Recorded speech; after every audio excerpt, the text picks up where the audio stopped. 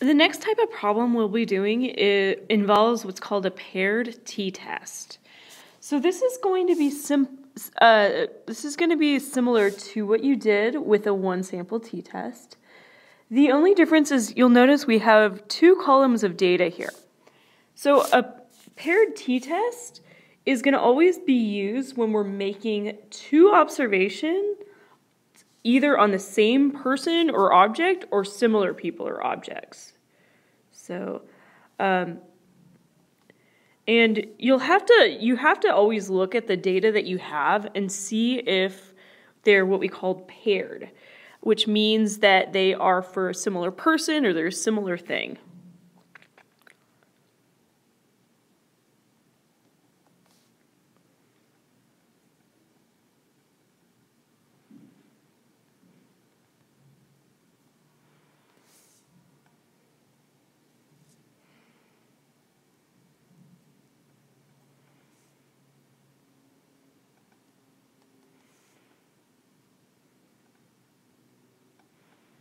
So what we're going to do is we are going to actually find the differences between the two observations. Then we're going to run a one-sample t-test on the differences. And I'll show you an example and you'll see.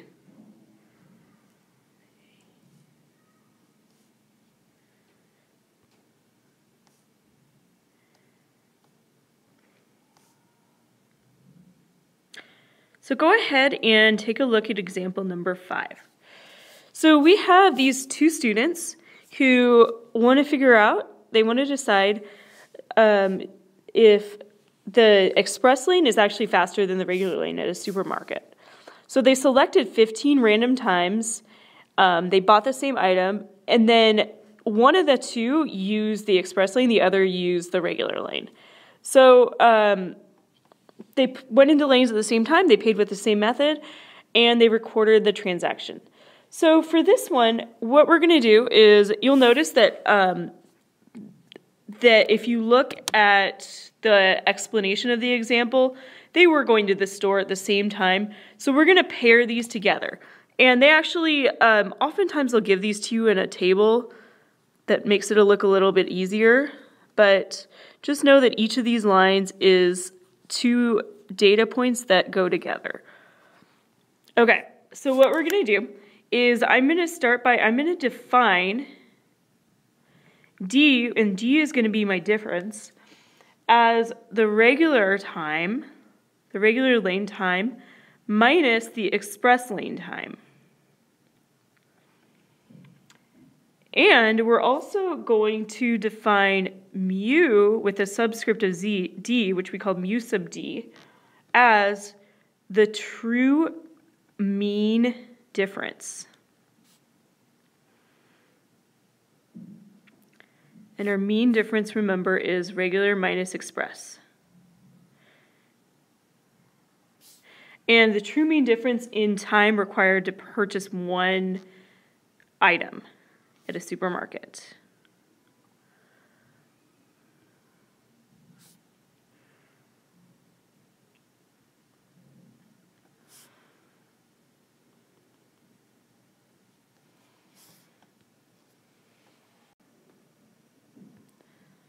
So this right here, this mu of D, is our first part, which we need is the parameter.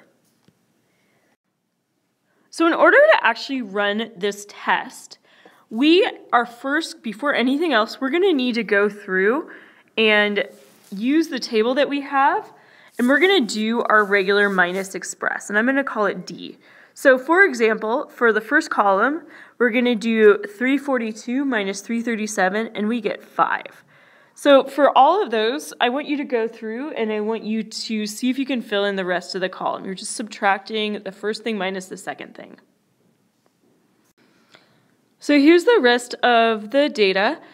We're going to use these in order to do our t-test. So if you remember, the first thing that we need to do in a t-test is we start by doing our hypotheses. So my null hypothesis is that the mean difference between the two lanes is nothing, is 0. There's no difference between them. And oftentimes, for a paired t-test, it almost always is going to be that the difference equals 0. There's a few cases where it's not, but this is the most common one. So before we write our alternative hypothesis, I want you to take a look at the differences that we found out. And you'll find that the ones where the express lane is faster, meaning the express lane has a shorter time, make sure that you understand that. So the ones where the express lane is faster, those ones are going to have a positive difference. The ones where the regular lane is faster are going to have a negative difference. So we are testing if the express lane is faster, meaning that the express lane has a shorter time, which means that the value of d, the difference, is positive. So our alternative is going to be that the mean of the differences is positive. I'll write these out in words just in case you're still confused. So my null is going to be that there is no difference. The alternative is going to be that the regular takes longer than the express.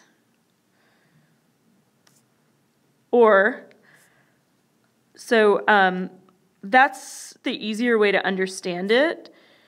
But actually what they specifically asked for is the express lane being faster. So if you want to think of it as the regular being longer, though, so that you can remember that the difference is positive, that is totally fine. So now that we have our hypotheses, the next thing that we have to do is our conditions. So for our conditions, before we do one of our conditions, we're actually going to have to do something extra. So what I'm going to have you do is take all of the differences only, not the actual, like the regular or express, but we're only looking at the differences. Put these into L1. And from there, I want you to run one var stats. And you're going to have to find a few things. You are going to have to find your mean, x bar. You're going to have to find your standard deviation, Sx. The n and the degrees of freedom are not going to be too hard. The other thing that you need to do is you are going to have to do a histogram. And that's going to be the case almost in many of these. And so this is going to be a t-test that we're going to be using. If you want, you can write that beforehand. I'll write that down. We're going to use a paired t-test. And the conditions, because this is a t-test, are going to be really similar to the one sample t-test. There's only one that's different. Okay, so first of all, my condition is that it is a random sample. So there's a few things that they tell us. The first thing is that they visited the store at random times. And the other thing that's nice is they randomly chose who went into each line. They mentioned that they flipped a coin. So this is a very good randomized experiment. They worked very hard to make sure it was not biased.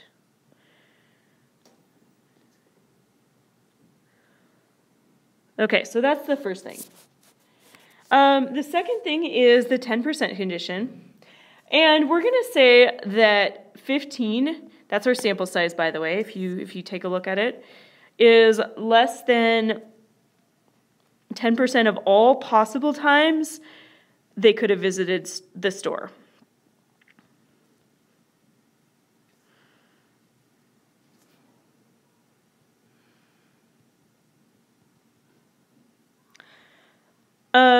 Okay, so then our next condition is going to be either the high sample size or the looking at the histogram. So unfortunately, our sample size here is going to be 15. It's very small.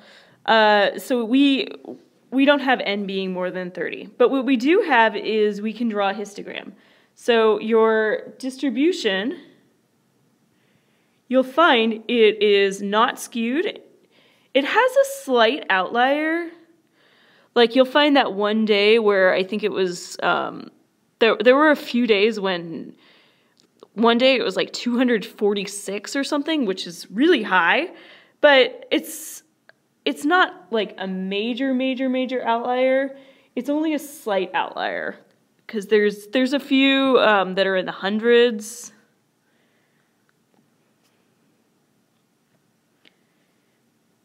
So when you do this part, just keep in mind that you are going to have to draw it. You really have no way around that. And when you draw it, you'll find that it ends up looking like this. If you notice that your distribution has a line in between, that line is the y-axis. It's 0 because we have both positive and negative values. And actually, you'll find for a lot of these, for all of these pretty much, unless there's, it's really interesting data, you're almost always going to have negative values. That's fine. Don't let that worry you. That just means, in this case, that means that the express line took longer. Okay, we have a fourth condition that is only true with paired t-tests. And that condition is that we have paired data.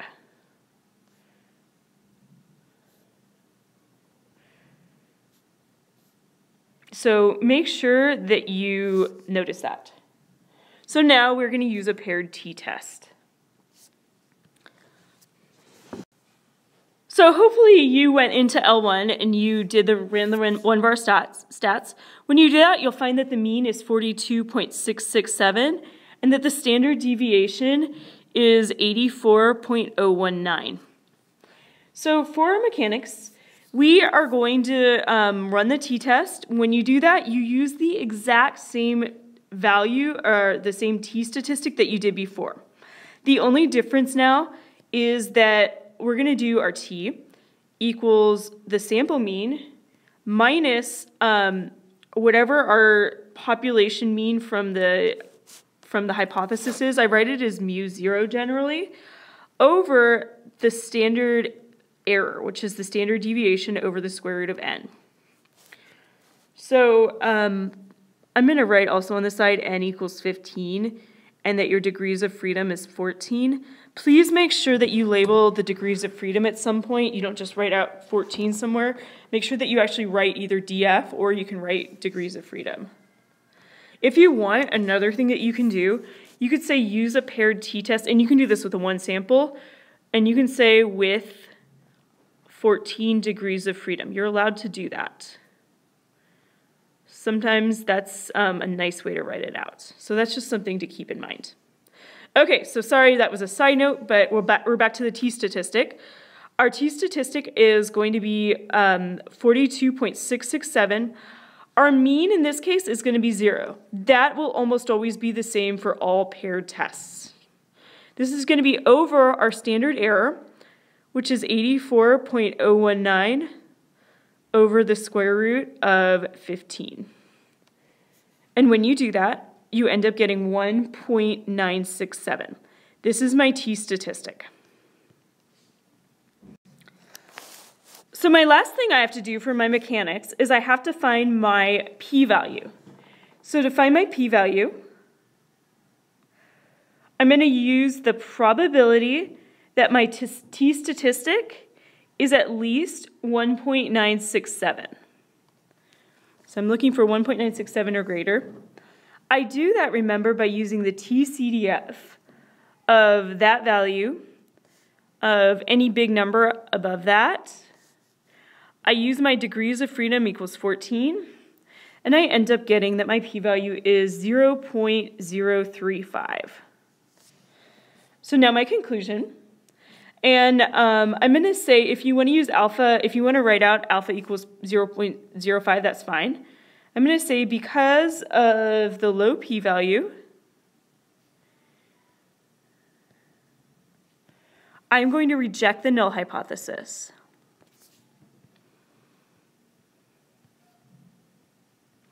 And this is the point where you, when you reject the null hypothesis, remember that you are claiming that the alternative is true, or that you're saying that you have evidence that the alternative is true.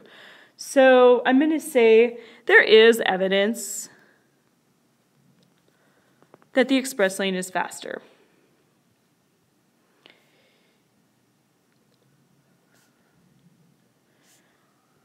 My recommendation after you write your conclusion is make sure that you actually answer the question that was asked above.